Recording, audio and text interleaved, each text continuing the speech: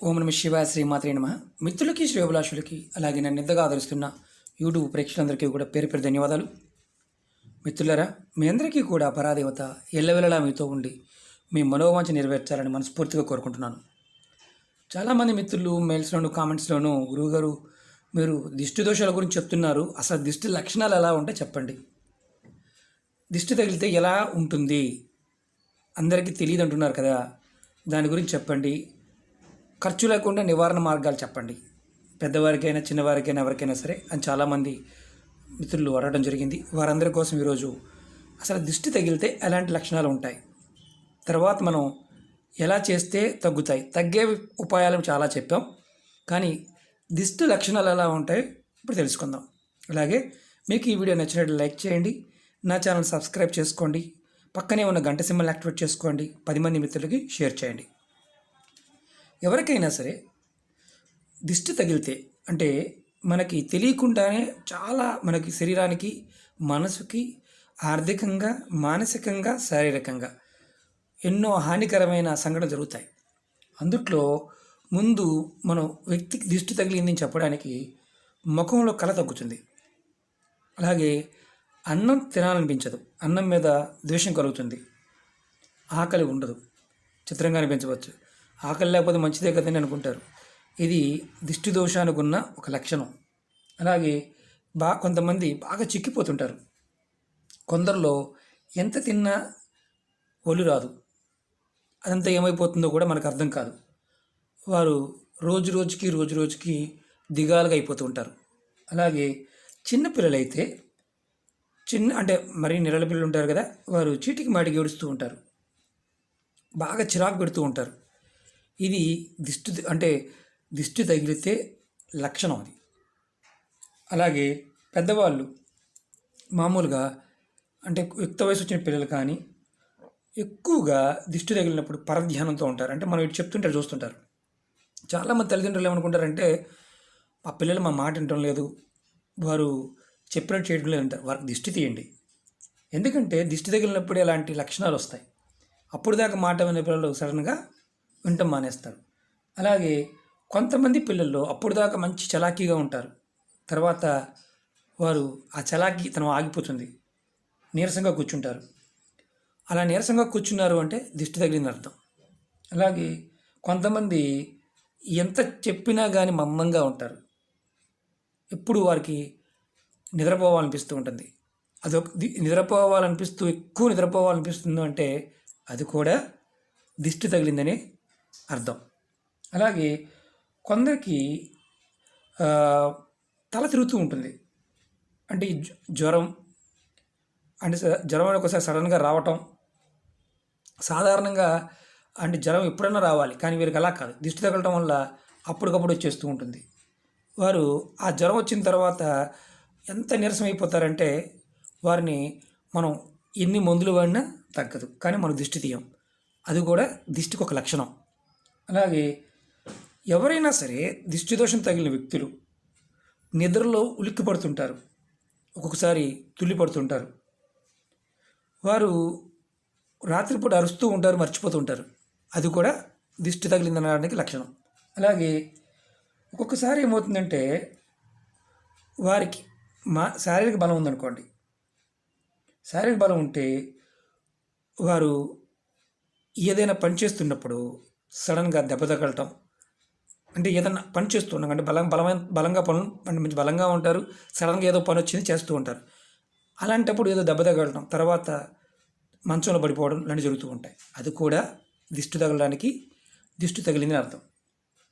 దీన్ని ఎలా తొలగించుకోవాలి అనే పాయింట్ ఆఫ్ వ్యూలో చాలా ఉపాయాలు చెప్పాను. ఇలాంటి లక్షణాలు కలిగి ఉన్న దిష్టి తగిలిందని చెప్పవచ్చు. అలాగే ఆడపిల్లలు కానీ పెద్దవాళ్ళు కానీ సహజంగా మనం ఈ దిష్టి నివారణ ప్రక్రియలో ఒకసారి చిన్నప్పుడు మనకి ఆంజనేయ స్వామి బిళ్ళలు వేసేవారు, దేవాలయంలో వెండి బిళ్ళలు తగిలించేవారు, పిల్లలకి వేసేవారు, పెద్దవారు కూడా వేసుకునేవారు, ఇప్పుడు కూడా చాలామంది వేసుకుంటూ ఉంటారు. కంపల్సరీగా ధరించాలి, లాకెట్ ధరించాలి, అప్పుడు మన మీద దిష్టి దోషం అనేది తగ్గుతుంది. అలాగే గణపతి బొమ్మ పెట్టుకోవచ్చు, అలాగే మనకి అమ్మవారి బొమ్మ కూడా, ఇలాంటి బొమ్మ కూడా పెట్టుకోవచ్చు, లాకెట్ కూడా పెట్టుకోవచ్చు, వెండిదైనా కాపర్దైనా పెట్టుకోవచ్చు, అలాగే బంగారంది పెట్టుకున్నా మంచిదే. స్తోమతని బట్టి. అలాగే సూర్యుడికి ఎదురుగా నిలబడి పొరపాటున మలమూత్రాదులు విసర్జించకూడదు. చాలామంది తెలియదు. దానివల్ల కూడా దిష్టి దోషం వస్తుంది. అలాగే మెడలో ఆడపిల్ల, మన మామూలుగా ఆడపిల్లలు అయితే ఎవరైనా కానీ లక్ష్మీదేవి బొమ్మ కానీ, సరస్వతి బొమ్మ కానీ, దుర్గాదేవి బొమ్మ కానీ, గౌరీదేవి బొమ్మ కానీ ఏదైనా సరే ఇలాంటి లాకెట్ కూడా ధరించవచ్చు.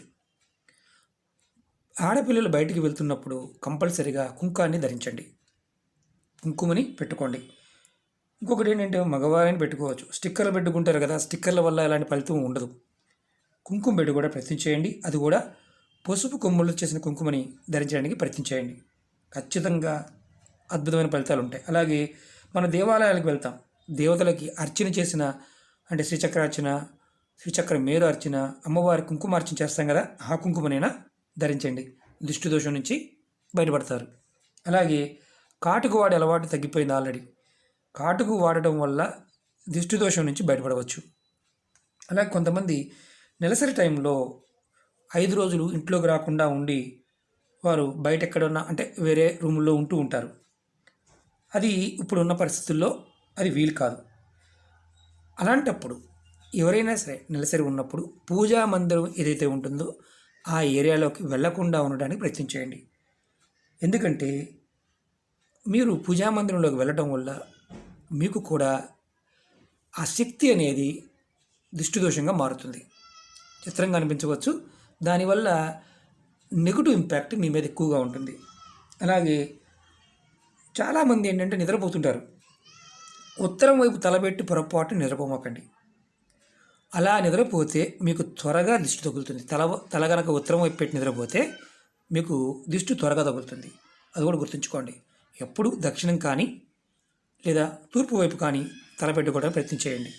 అలాగే మనం దేవాలయాల దగ్గర మనకు ఒక యంత్రాలు దొరుకుతూ ఉంటాయి, దిష్టిదోష యంత్రాలు. వాటిని సరైన పండితుడి దగ్గర దిష్టిదోష యంత్రాన్ని తీసుకొని ఇంట్లో పెట్టుకోవచ్చు, బయట కూడా పెట్టుకోవచ్చు. ఇది మీరు గమనించి ప్రయత్నం చేయండి. ఖచ్చితంగా మీకు మార్పులు రావడానికి అవకాశం ఉంటుంది. ఇంకొకటి ఏంటంటే అన్నిటికంటే భయంకరం ఏంటంటే దిష్టి తగలడానికి అతిపెద్ద సమస్య.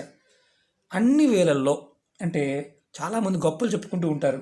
మాకు ఆస్తి అది ఉంది, ఇది ఉంది, మేము ఆ కూర తెచ్చుకున్నాం, ఈ కూర తెచ్చుకున్నాం, ఆ ఊరు వెళ్ళాం, ఇక్కడ తిరగడానికి వెళ్ళాం, అలాగే అక్కడ ఇది చూసాం, అది చూసాం. ఉన్నదానికంటే 10 రెట్లు ఎక్కువగా చెప్తూ ఉంటారు. దానివల్ల కూడా దిష్టి తగలడానికి అవకాశం ఉంటుంది. అలా తగిలిందా కోలుకోవడం చాలా కష్టం. కాబట్టి ఇతరులకు మన మీద ఉన్న ఏడుపు రెట్టింపు చేయడానికి మనం చెప్పే విషయాలు ఏదైతే ఉంటాయో వాటి వల్ల కూడా దిష్టి దోషం వస్తుంది. అలాగే మనం ఎప్పుడూ కూడా గుర్తుంచుకోండి, నరఘోష ఇలాంటి వాటితో చాలా తక్కువ అంచనా వేస్తాం. ఎప్పుడు గుర్తుంచుకోండి, తులసి మొక్క అలాగే మొక్కలు, పువ్వులు పూసే మొక్కలు దేవతా వృక్షాలు ఇంట్లో ఉండడం వల్ల ఆ నరదృష్టి నుంచి కూడా బయటపడవచ్చు. మీరు ఏమీ చేయలేము అనుకునేవారు రోజు బొట్టు అయినా పెట్టుకోండి, లాకెట్ అయినా ధరించండి.